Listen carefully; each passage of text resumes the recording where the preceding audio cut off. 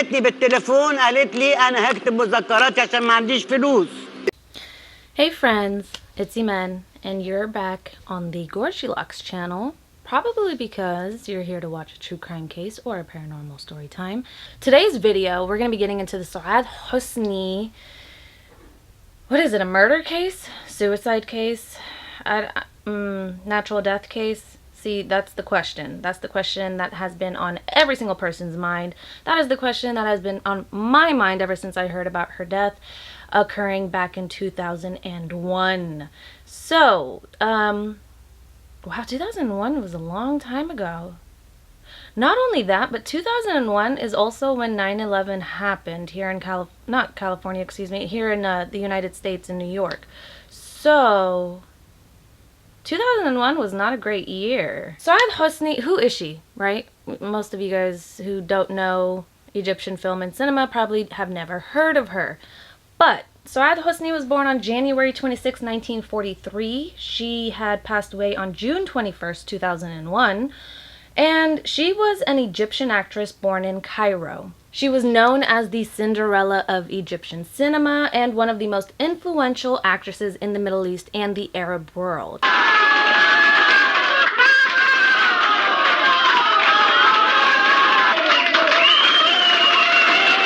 She was kind of a big thing, okay?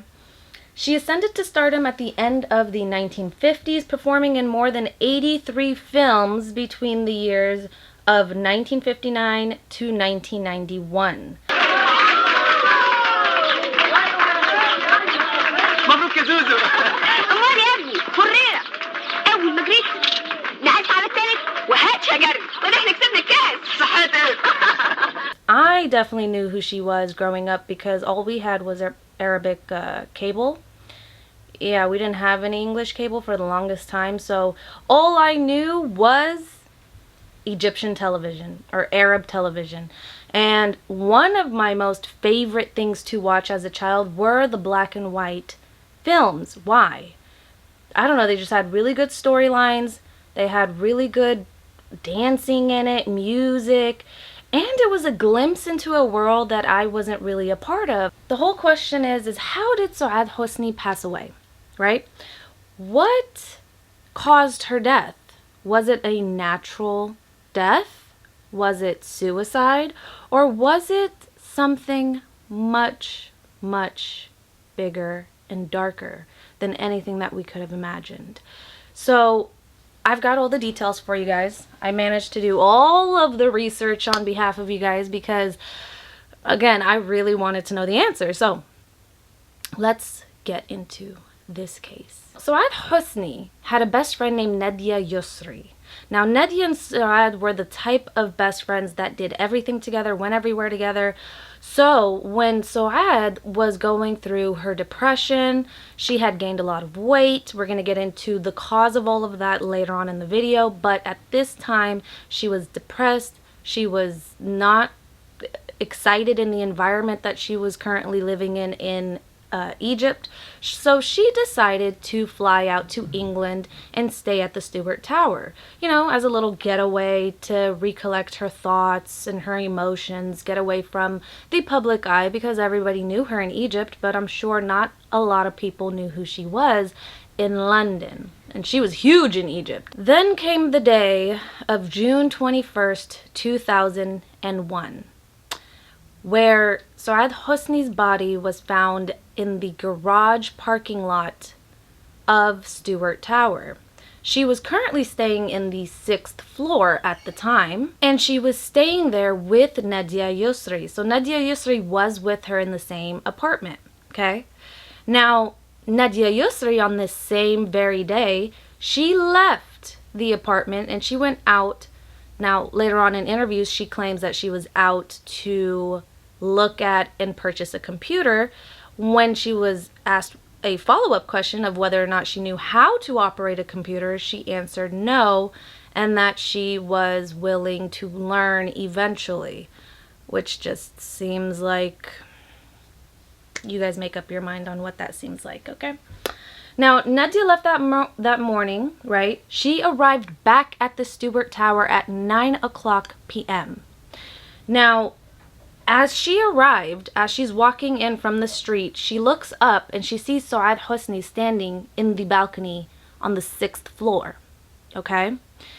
Now, by the time she got up the stairs and got to the apartment, she went inside, she went onto the balcony, she looks down and she sees Soad Hosni's body on the ground.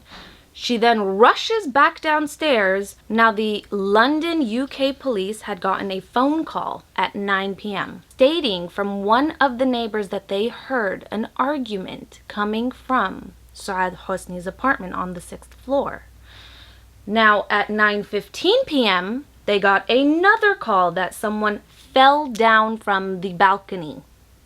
9:35 p.m., the police and ambulance were already at the scene. So, what happened between 9 o'clock p.m. to 9:35 p.m.? Now, there were cameras that were recording in the Stewart Tower, in the building itself, and it managed to clock in the footsteps of Nadia Yousri. So, it seen her leaving the apartment complex, and it caught her coming back. So they were able to verify that Nadia Yousri was there by 9. In a later interview, Nadia Yousri, she then tells Samir Sabri, who's another famous Egyptian actor, that Soad died in front of her eyes in the apartment. When he asked her to repeat what she said, she backtracked and began speaking in English.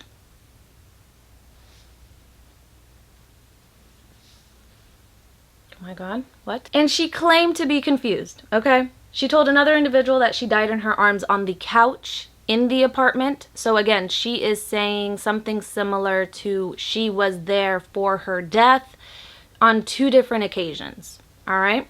But her main story in the beginning was that she had, again, seen her on the balcony when she arrived at the apartment complex, and then she went upstairs. By the time she got upstairs, what's her name? Not Nadia, excuse me. Soad Hosni was no longer there. She had already, quote unquote, jumped over the balcony. And at that time, she had claimed that Soad Hosni actually died in the garage parking lot, not in the apartment.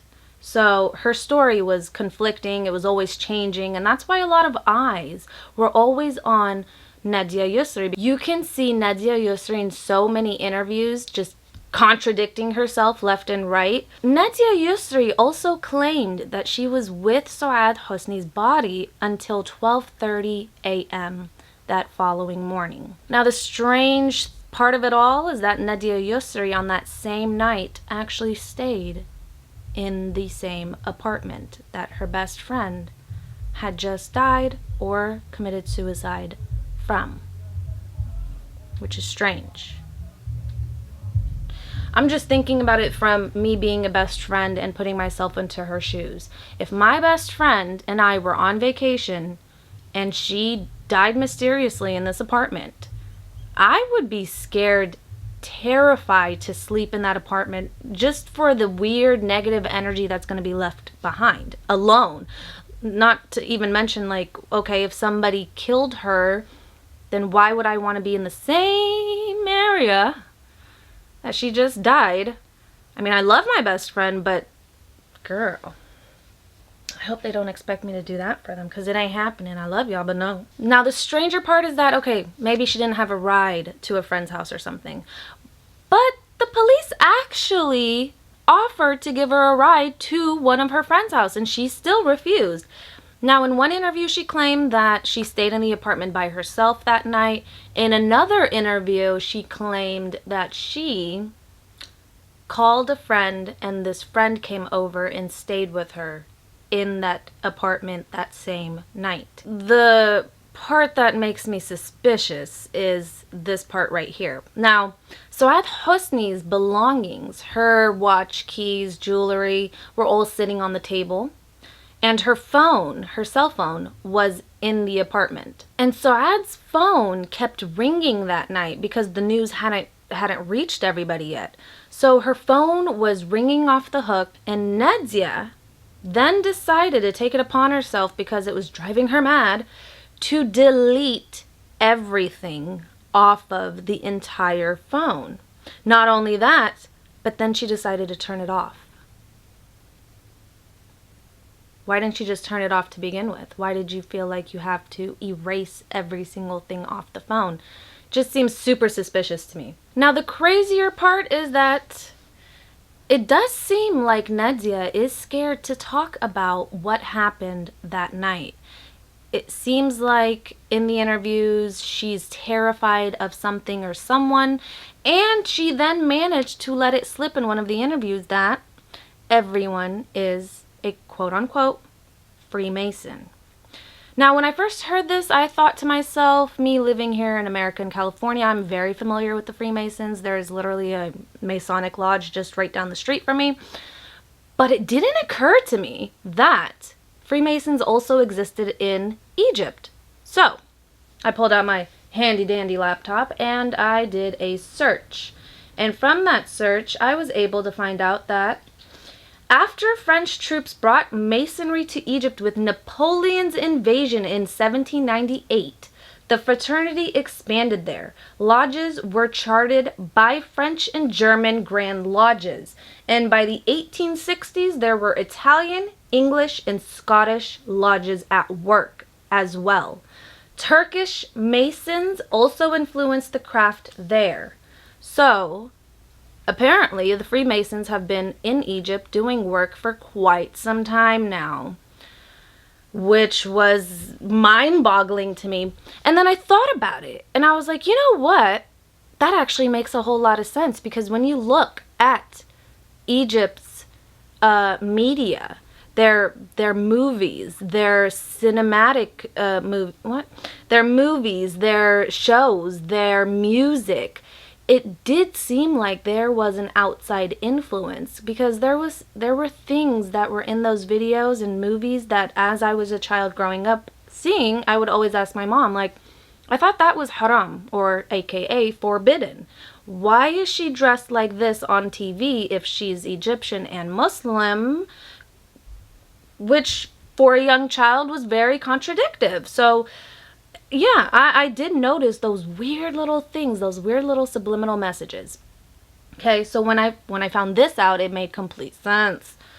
Now, the Freemasons, you guys already know. I actually had a first-hand interaction with one of their offspring. I dated one of them. He claimed to have converted to Islam, and then I found out that he lied, or I just had a feeling. Now, years later on, I literally just last month, this man contacted me again and decided to come clean, and apparently he found God through Christ, and he decided that he needed to come clean and let me know that yes, he was a lying sack of shit back in the day and was trying to deceive me into an entire marriage, and he wasn't even Muslim. So that just tells you a little bit about Freemasons right there. Now, by the way, he isn't a Freemason. Like I said, he found God through Christ, and he's going to church, and he was just reaching out to make amends. And apparently I was one of the people that came to mind first. Point is that the Freemasons are out there. I know it for a fact. Again, you can see their lodges all over the place. When I was working as a recruiter for one of my cousin's companies, the funny part is that I had a Freemason who came into the job, and I interviewed them. And when I say that they are the weirdest types of characters you will ever come across, it's almost like interviewing a cartoon character. He was just so animated. His responses seemed so, it felt like I wasn't talking to a real person. Does that make sense? Like, it felt like I was talking to something else. And this man just seemed like not a man. Like, he wasn't acting like a man. And how did I know he was a Freemason? Oh, girl or boy. They had it on their resume that he was the financial advisor for his local Masonic lodge. And on top of that, he was wearing a bow tie. No, not a bow tie. A tie with the Freemason logos, and I know my logos, I know my brands, I know my symbols, okay? So when I seen that right off the bat, I was like, Bismillah ar-Rahman ar-Rahim, like, please God, be with me right now, because I don't know what this man is going to do. Anyways, which is crazy, right? The Freemasons. What do the Freemasons believe in? Who do they pray to? Who do they follow? What is their main goal in life? Now, that was a question that was heavy on my mind, and I'm sure is going to be heavy on yours, right? So I did find a person that answered this question online, and this was their direct response.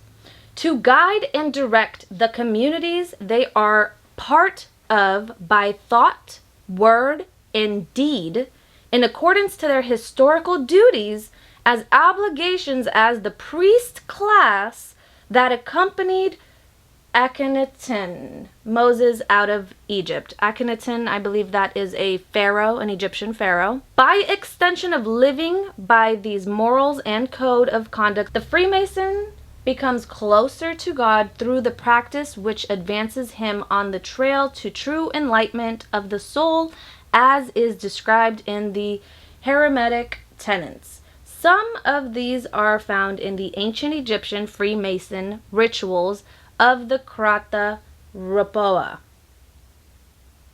So you're telling me that the Freemasons are worshiping Egyptian pharaohs? Is this what's going on?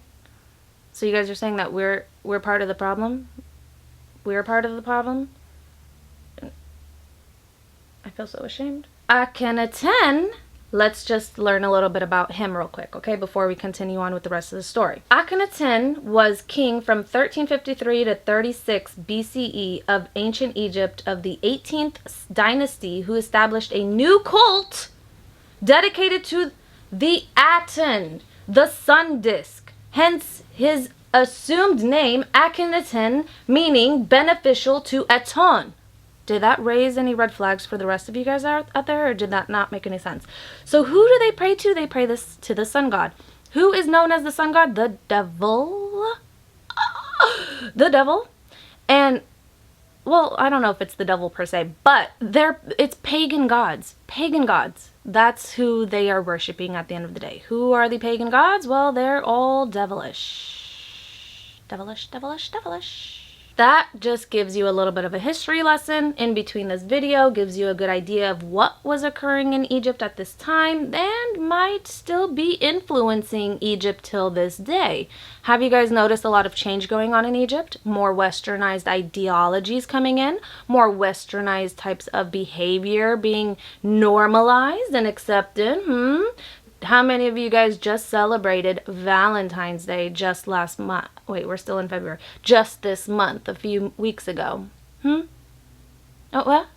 Oh, okay. Now, the crazier part about Nadia Yousri is that Nadia Yousri isn't even her real name. So Nadia Yousri changed her religion, changed her name and her father's name. And the only people with enough power to do that and to produce adequate and sufficient amount of identification forms, such as birth certificates, passports, IDs, all of that good stuff, would be somebody in the government. She had to have some kind of pull with somebody in the government or somebody in very high power in Egypt in order for them to produce this type of documentation for her with all of these changes applied. Nadia got all of this done through witness protection and with the help of the Egyptian intelligence, which is what Soad Hosni's sister claimed when she went one-on-one with her in an interview on this show. Just check this out. Oh yeah, Nadia Yousri got mad, totally left the conversation, and Soad Hosni's sister was going in, which, girl, yes. Because if that was my sister, I'd be doing the same thing. Where do you work? What do you do?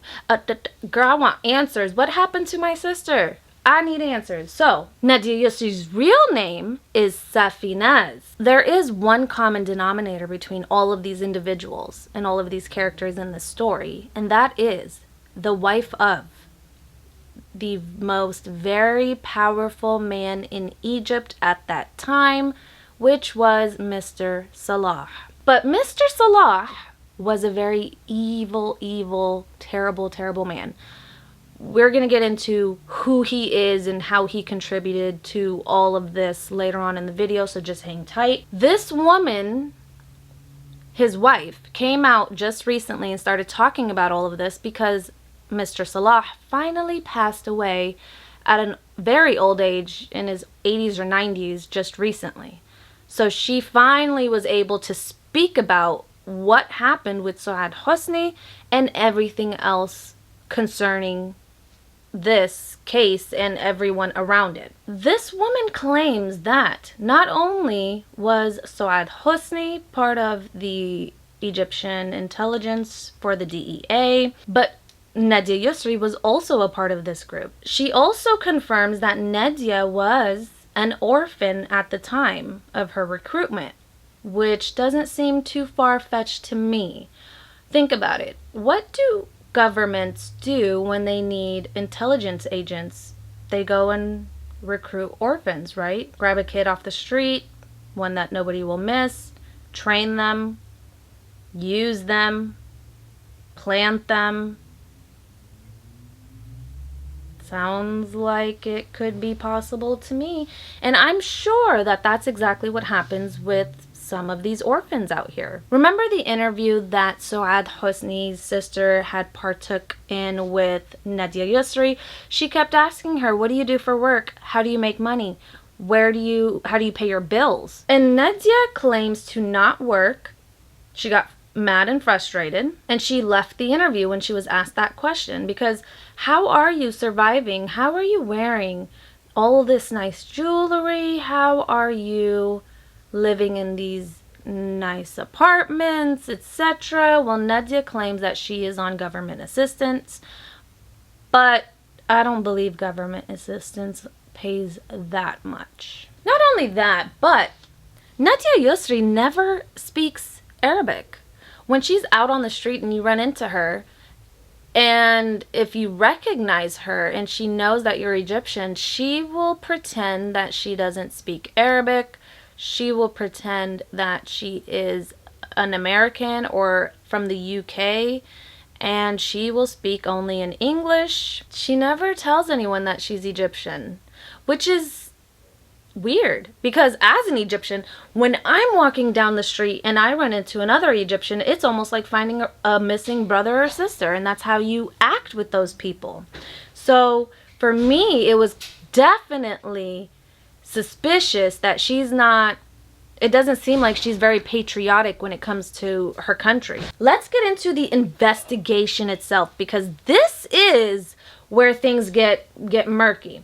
So not only did the UK police fail to take any fingerprints from the apartment, but they didn't even close off the crime scene, and various individuals from the media and her friends were allowed into the apartment to roam around, contaminate the crime scene, touch everything, leave germs behind, all of that good stuff. When asked about the contents of the phone, the police then revealed that they never actually retrieved Soad Hosni's phone.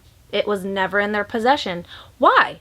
Why wouldn't you do a full investigation into a woman, a famous woman at that's death, especially if that famous woman wasn't from the UK?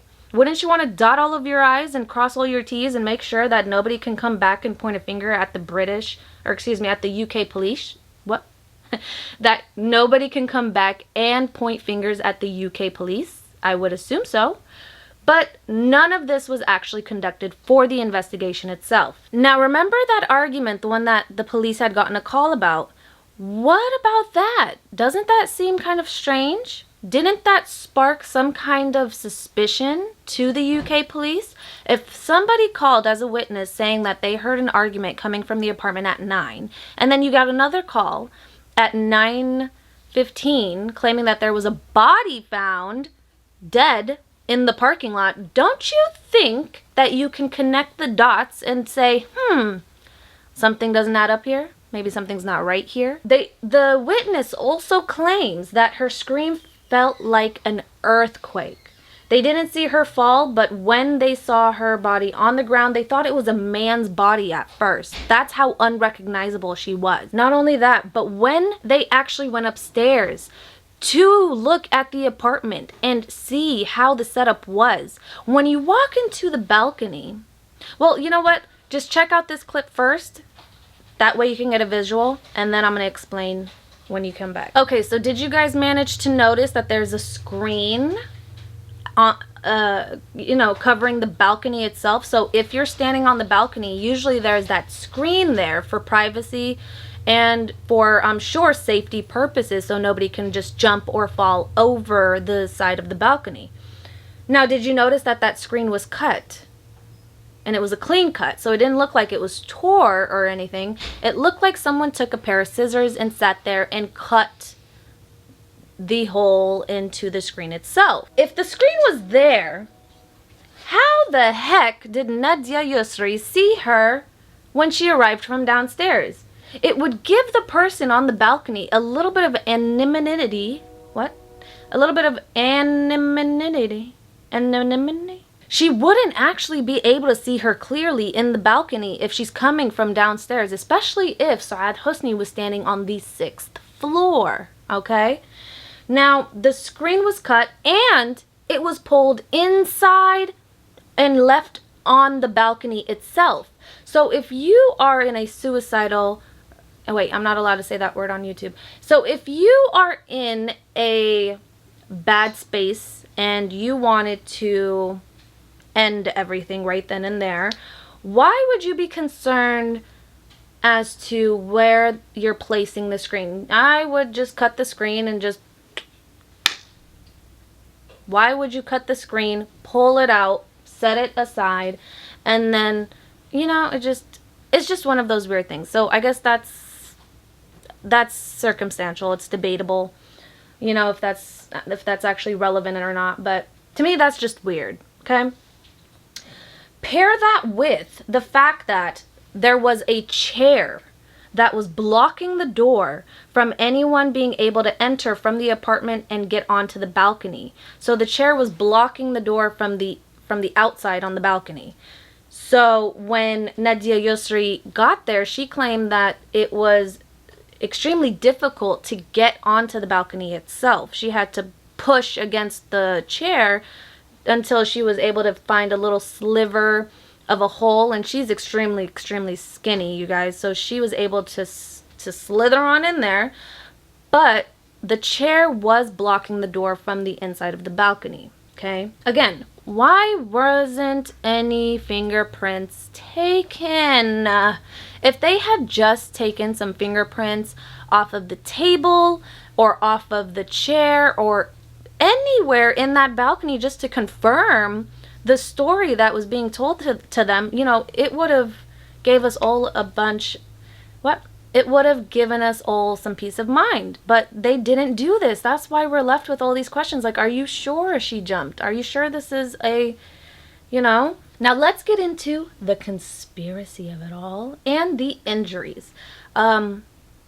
Trigger warning, I don't believe there needs to be a trigger warning because the injuries aren't that substantial. It's not anything that I feel like would bother anyone, but again, if you don't like to hear about any type of violence or any type of injuries at all because you're hyper sensitive, then maybe this video isn't for you, or just skip ahead a bit. Now let's talk about Stewart Tower. Stewart Tower in London is surrounded by so much conspiracy alone.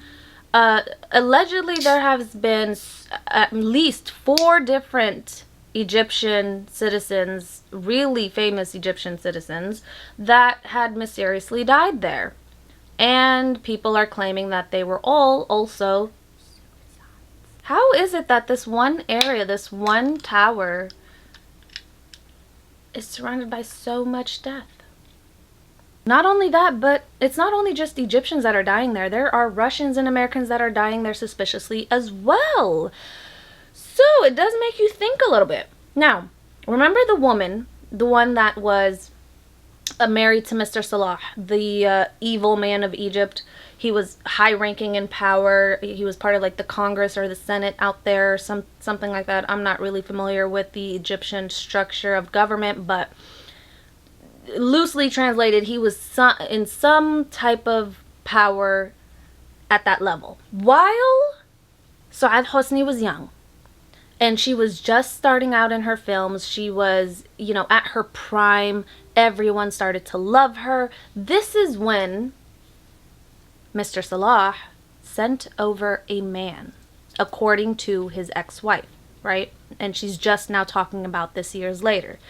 So she was also friends with Soad Hosni and Nadia Yousri, and she claims that both of them were part of the Egyptian drug intelligence, that they were recruited at a young age, that this was something that was done by the Egyptian government, that was normalized to take famous people and plant them in these different environments with these high, powerful people from all over the world to gather intelligence for the Egyptian government. Or just for himself, because he was an evil man. He was the type of man that would blackmail others, that would literally use abuse, emotional abuse, verbal violence, all kinds of different abuses to get what he wanted at the end of the day. For example, the way that him and his wife got married, the one that is speaking out now, it's a crazy story in itself. So here's how the story goes. This woman was already married to her husband. She had 3 kids with him, was pregnant in her 7th month of pregnancy when she was recruited by Mr. Salah. He had seen her somewhere. All of a sudden he got it in his mind that he now wants this woman, and he asks her to come to this party, and he makes it seem like it's a party for networking, for something, right? Because this woman was also famous.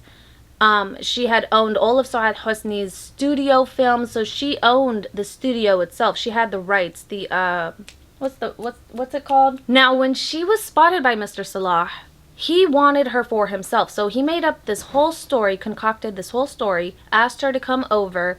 She got permission from her husband to go. He said it was fine. She ends up going. When she arrived at the house or the location, she found that it was primarily all men. Just a bunch of men sitting in the living room, hanging out. And when Mr. Salah asked her to come into his office to have a conversation with her, that is when he said to her, and I quote, "I want you." To a married woman, a married pregnant woman, a married 7-month pregnant woman, which is highly inappropriate in itself. She refused, of course, obviously. She said she was married. She decided that she wanted to leave. And that's when he yells out to his security guards that they need to teach her who Mr. Salah is. So what happens after this? She goes home, and later on, a few security guards that belonged to Mr. Salah ended up in front of her husband, letting him know that he has to now divorce his wife because Mr. Salah wanted to marry her.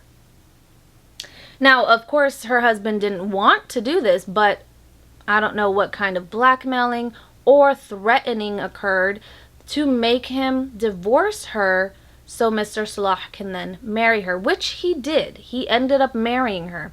Now, the baby, the one that she was carrying at the time, never made it. And it's just a mystery as to what actually occurred to this child. Nobody knows if she actually gave birth to him or to it. Nobody knows if, Mr. Salah had anything to do with the fact that, this child never came into this world, into existence. So that just tells you a little bit about his character right there. That was the type of man that Soad Hosni was now dealing with. So when he approached Soad, she refused to actually do any of this intelligence work, any of the type of spying work that he was asking of her.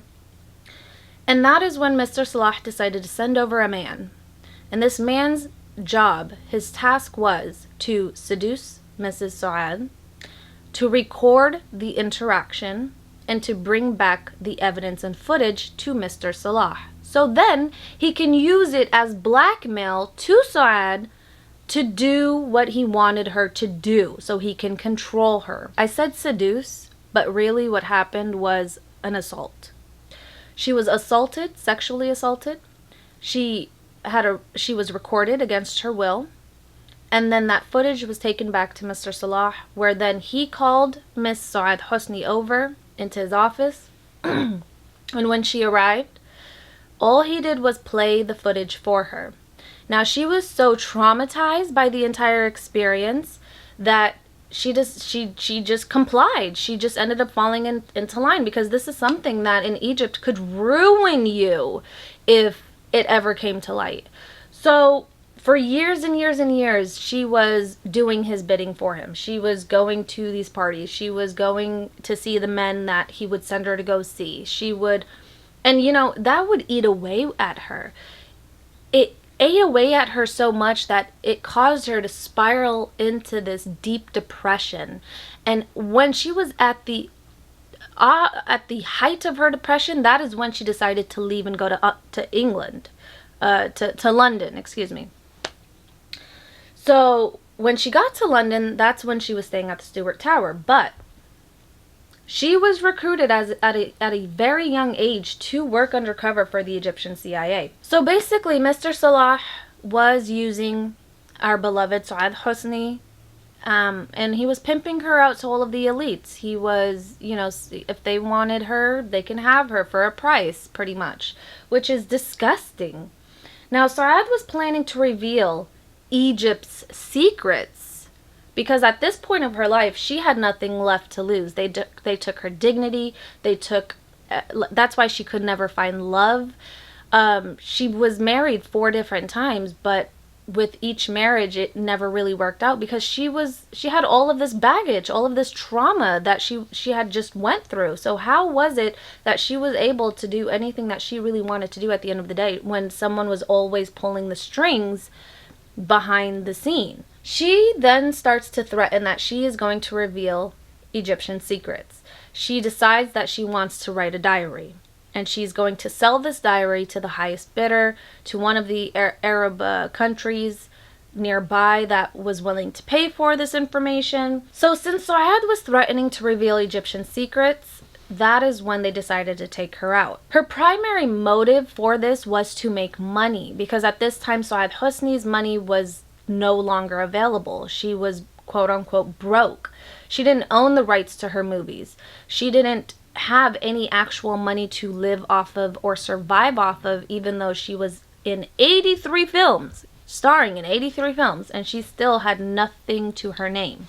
So she decided that since Egypt wasn't taking care of her, that she was just going to sell Egyptian secrets to the highest bidder, right? Now, the only catch is that Soad Hosni actually never learned how to read and write. So anything that was written down in these diaries was actually done by a man she hired, or that she thought she hired. But really, this man that came on by was sent by Mr. Salah himself. Mr. Salah had given him the direct orders to stay with her until the job was done.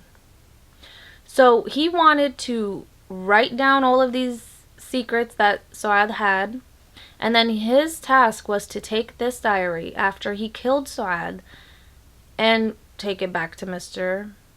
Salah. To me, it seems like there was definitely something suspicious about this death, because not only were people there at the scene that were later on claiming to not have been there, for instance, like Jamana. Jamana is an actress, and she was present there at Stuart Tower when Soad Hosni had passed away.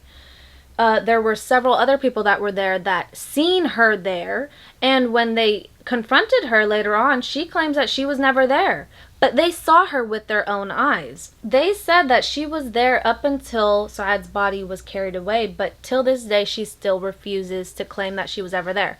So what is behind Stuart Tower? What happened on that day that is causing everyone to be so scared to talk, let alone to even mention that they were there that day, right? It's just so suspicious. So the death itself was strange because, first of all, when Soad Hosni's sister, who was tasked with the job of washing the body, because in Islam, before you're buried, they have to wash you a certain way, they have to make sure you're nice and clean, they wrap you, and then you're taken to be buried. But that day, Soad Hosni's sister was the one who was tasked with washing her body. When she washed her body, she did notice and noted the fact that there was no bleeding from her nose, ears, or anywhere else for that matter. There were 0 broken bones. If somebody jumped from the 6th-story floor, how is it that there is no broken bones? Not one single drop of blood coming from the nose, ears, or mouth. It's just bizarre to me. But the UK police do claim that although it's not impossible for someone to jump from the 6th story and have 0 broken bones, it is unusual, but not impossible. I mean, I've never heard of that myself. I didn't do any actual research into whether or not that's even possible. But, I mean, to a regular person hearing this, you know, it's just weird and suspicious. Not only that, but on Soad Hosni's body itself, when her sister was washing her body, she noted that there was several bruises on the back of Soad Hosni. So why is it that there are all these different weird bruises on her back, but there weren't any anywhere else? The other weird, suspicious thing is that Soad always wore a specific necklace, her gold necklace. She always wore a specific watch. When her body was found, neither of these items were actually on her person.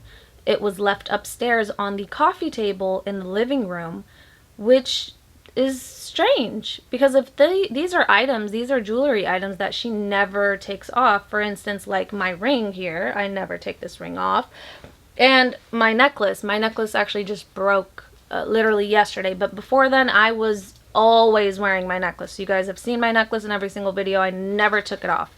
So it was similar to that. So the necklace that Soad Hosni was always wearing was not on her person. So if you're committing suicide, why would you take off your jewelry, your necklace, your watch, like as if you're gonna care what actually happens to them at the end of the day? If you're gonna no longer be here, why does that matter?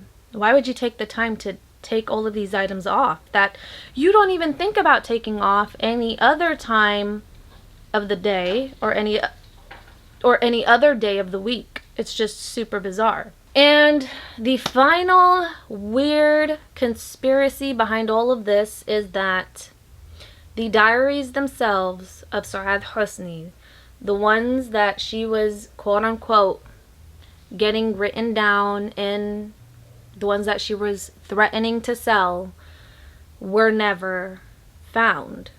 Nobody has ever seen them till this day.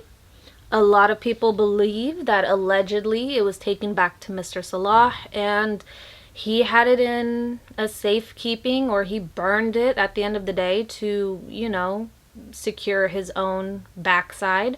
But it was actually never found. What happened to this woman on June 21st, 2001? Was she a sacrifice?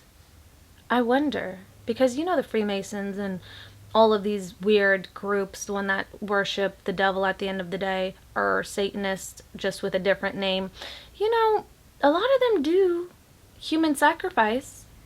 Definitely believe that. I mean, for instance, Kobe Bryant was a human sacrifice. I mean, you guys may not think so, but I think that he was. So why isn't it possible for them to have sacrificed Soad Hosni? I don't know. Just food for thought. Nothing was confirmed in her case. We don't know actually what happened to her on that day. There wasn't a full investigation that took place. So we're kind of left with all of these unanswered questions, and I guess it's up to you to make your own conclusions. What do you think happened to Soad Hosni? Do you think it was a hit by the government? Do you guys think it was a suicide? Or do you guys think that Nadia Yousri herself was the one who killed her? Because a lot of people in the Arab world think that Nadia Yousri knows exactly what happened to Soad Hosni. She was there for the death and she knows, but she refuses to tell. And she actually stated this several times in different interviews, that she's taking Soad Hosni's secrets to the grave with her. When pressed about what kind of secrets, she refused to give any more information after that. So it's just one of those cases that you just got to make up your own mind at the end of the day. I would love to hear your perspective down in the comment section below. Talk to me. Let me know what you think. Did you enjoy this case? If so, give this video a thumbs up. Also, please consider in the near future of subscribing to my channel, and hopefully I'll see you again in a different video. Until then, stay kind, spread love, spread knowledge, and I will see you guys all in the next video. Love you guys, and thank you so much for watching this video. استرجع تاني حضرتك رجعت حوالي 9 وكذا فشفتيها في الشباك كانت واقفة في البلكونة. يس. على بال بقى ما طلعتي فوق كان حصل اللي حصل. وهنا مكان وقوع الجثمان. سأصعد الآن لألتقي بالسيدة نادية يسري، والشقة الصغيرة اللي انتوا شايفينها ده هي بطلع أنا على الشرفة في ترابيزة صغيرة، هنا كرسي والشبشب الموضوع هنا هون، ودي الترابيزة المفروض ان حصل عليها وقوف. يعني حسني اولا صديقتي جدا وافلامها كلها عندي في الاستوديو. ايوه انت عارف الافلام دي راح نصر عليها على انهم بتوع الاداب، وانت في بيت سري وراحوا شايلينها وودوها مبنى المخابرات فرجوها. البت جالها اكتئاب لمده سنه، ما بقتش قادره تتحرك، فمضت على التوكيل على العقد انها تبقى مجنده، وهي ما تعرفش يعني ايه مجنده. اخيرا انت بتقول سجلت لسعاد حسني كمان. حصل ليه؟ ايه خطر سعاد انا حسني؟ مال انا اقدر اسال راقب سعاد حسني حاضر، ما اقدرش اناقش ليه؟ سعاد حسني هو اللي قتلها. انت على يقين؟ انا متاكده. مش على يقين، لان قبلها بيومين كلمتني قالت لي انا نازله مصر، ما كانش في حاجه خلاص، كانت هتنزل مصر. قبل ما تنزل مصر قتلوها. في اسرار كتير قوي بين زي ايه؟ لا اسرار، الاسرار البرايفت بتاعتها مش في بني ادم هيعرف. هتموت معايا ولا كان في اي بلاد حتى. انا it was very weird يعني انه حد يقع من 6 فلور من غير دروب اوف بلاد، يعني حتى مفيش دم خالص. سكوتلاند يارد ايجو سالتهم طب يعني از ويرد نوت، مش نحن نلاقي بلاد خالص يعني. قالوا لي ويرد بات نوت انيوجوال. تقلعهم وحطت كي بتاعت الشقه في مفاتيح، يعني مش ممكن ات واز بلاند يعني بالعقل كده لوجيكالي كده وفقا لرواياتها. وفيه شبكه اللي بتمنع الحمام من دخول للبلكونه. فهو شالوا السلك، والسلك محطوط على الكرسي. موضوع السلك ده اللي اتاخد لجوه مش لتحت، واتقص ده بالطريقه دي موضوع غريب. ان يعبر للبلكونه او يخرج بالبلكونه، لان باب البلكونه من ناحيه البلكونه فيه كرسي وترابيزه وراه، فما تعرفش تخش. هي كاذبه في ذلك، بدليل ان نادية بس حاجه واحده، اسمك الحقيقي ايه يا مدام نادية؟ نادية يسري فؤاد. بصي يا ستي، في موضوع نادية ما كان مش ما اسمهاش نادية، غيرت اسمها وغيرت اسم والدها وديانتها. فين في العالم كله ان حد يقدر يغير اسمه شو الدوافع؟ ويغير ديانته ويغير اسم الاب؟ شو الدوافع؟ الجهاز عشان تخرج من بره مصر. يا سلام، عشان هي شغاله في الجهاز هيدا ده قبل الجريمه عم تحكي؟ قبل الجريمه. انا لو شغاله في الجريمه مرتبط بالجريمه هالكلام. ايوه طبعا. انا لو شغاله في الجريمه على ان هي خرجت بالجهاز، هو اللي خرجها من مصر. يا نهار ابيض. مين يقدر يغير اسم بني ادم وديانته؟